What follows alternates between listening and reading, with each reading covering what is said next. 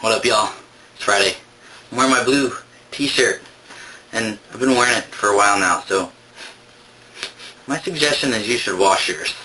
It's Blue T-Shirt Week here in the anti-bullying beaver room, and we are discussing what you guys are doing to spread the awareness of anti-bullying and the Stop Out Bullying campaign. So if you bought a shirt, if you've watched the videos and commented and logged on and signed petitions, we thank you, because every little bit helps. I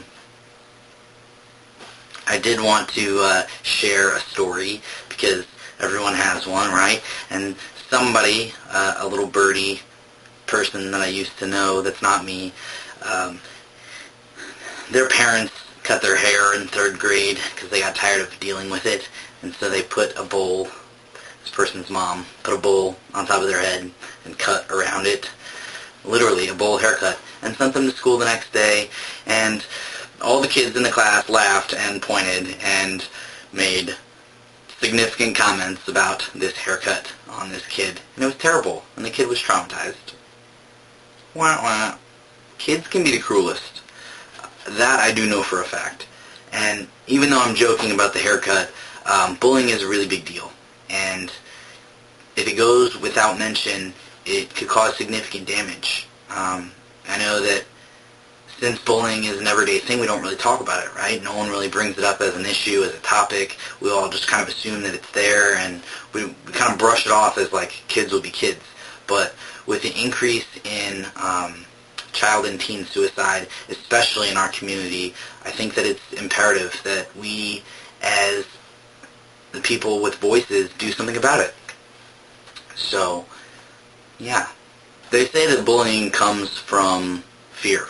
It comes from a lack of self-confidence and need for power. It also has been proven that bullies were most likely bullied by their parents, by older siblings, by someone in another class, and they choose to gain their power by continuing the cycle. So, I think that the biggest thing that we can do is break the cycle by speaking out. And I saw some really cool videos that I was looking up before I made this about different ways that people are speaking out. And there is one middle school, or one town where 2 middle schools came together to do a flash mob. And this was in January on International Anti-Bullying Day, which I didn't even know existed, so awesome.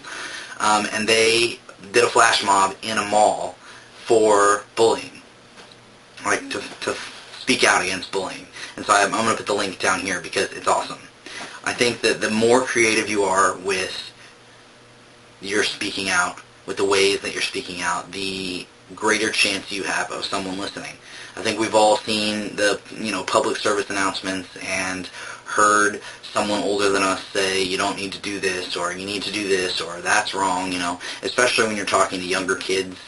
Unfortunately, a lot of males have this problem because there's a strong stigmatism with being gay and being male in middle school and high school even, and guys will do anything to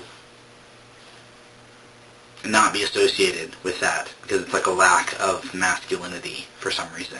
We still have that stigma in our schools. So, in the last 5 or 10 years even, we've taken huge strides in the gay community towards acceptance and understanding, and at the very least tolerance of other people and their lifestyles. And I think that now we're realizing that it starts so much earlier than the community that we know and appreciate. It starts in classrooms. It starts in what you teach your kids, and the littlest things. How you interact with people and how you teach your children to interact with people will make the world of difference. And I can say that for a fact because of being trans, and because that's still something that is stigmatized, and that's still something that people don't understand, and it's currently gaining more education, broadening education, but it's still behind, I think that where the gay movement is today is where I would love the trans movement to be soon. you know? So,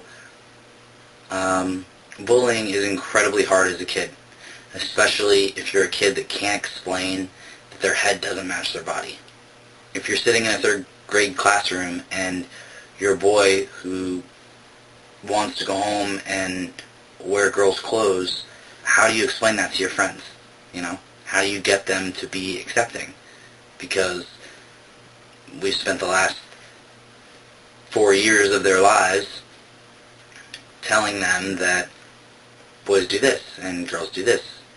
So it's complicated. It really is. And as far as mainstream acceptance goes, I think that, tolerance is a goal now. Maybe not acceptance, maybe not understanding or interaction, but just simply tolerance. To be tolerant of other people's lifestyles and their choices and what they bring to the table. Even that is hard for people to do. If you know someone that's being bullied, or if you know someone that can't break the cycle and you feel like they need help, then it's your job to do something about it.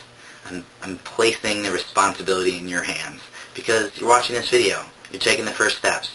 You're curious about how to stop bullying or how to be supportive. And that's a huge deal, a very huge deal. So log on, stompoutbullying.org, I believe. It says something like 2 million people have already committed to Stomp Out Bullying.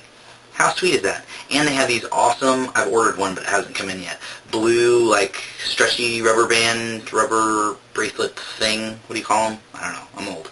But it says Stomp Out Bullying on it, and you can wear it, all the time. Because I know you can't wear this blue shirt every day, because people will be like, ew, you're smelly, and you don't wash yourself. But you can wear that bracelet, and it can remind you, just to watch what you say. Your words carry a lot of weight. And something you think is funny, probably not so funny to the person actually dealing with it. So, thanks for watching, guys.